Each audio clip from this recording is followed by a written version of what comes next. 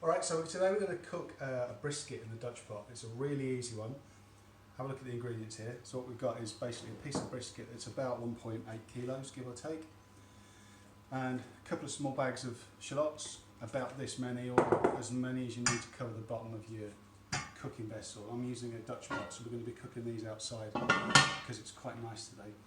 A bit windy, but it's not going to rain. So really simple recipe. You want a bit of stock, get about a pint, shallots, the brisket, salt and pepper, and then to serve, show you later on, there is whatever your favourite crusty bread is, and Caroline mixes up some nice horseradish mayo.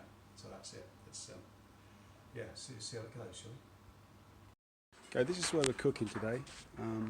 Out on the bench, I've got an old pizza stone sitting on top of a nice thick bit of iron to keep most of the heat away from the bench because it does scorch quite badly. And then we're going to get this nice and hot inside. Once that starts to steam, we can sear the brisket.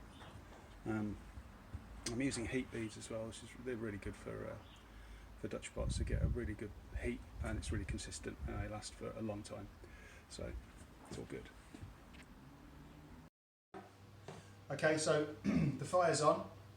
I've half peeled half the shallots roughly, and then the brisket I've just given it a nice layer of oil and then plenty of salt and pepper, some fresh stuff, and then we can get it on the heat. So it needs searing now, so we'll go and do that. So yeah, it's a little bit windy out here, but so I've surrounded the cooking thing with a bit of shelter so it doesn't blow everything away or mess with the heat too much. So this should be hot enough now. So it's steaming quite nicely. So I'm just going to put the lid over here for a second. I'm going to start searing this. And then I'll give that a few minutes to sear on that side. And I'll turn it over, get it seared on all sides, plug the shallots in and then sit down and have a drink.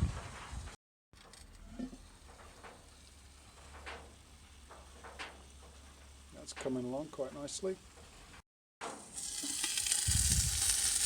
Okay, that's nicely seared now. So now I'm going to bung the shallots in and leave it for a bit. Okay.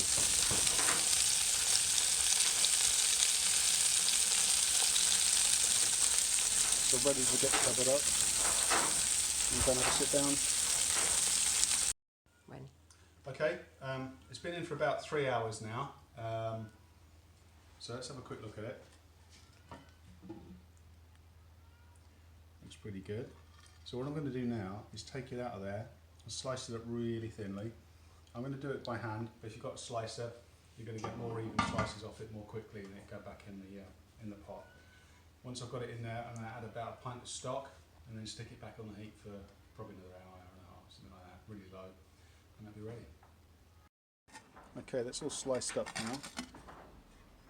It's gone back in with about a pint of stock, beef stock, and that'll sit in there and run through for about.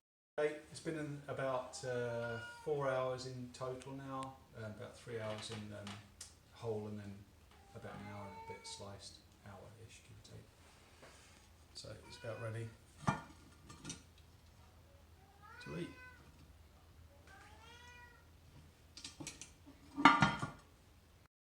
Right, once it's all cooked up, you can bring it inside and serve it on a little bit of bread with some horseradish mayo, or just have it however you like, really.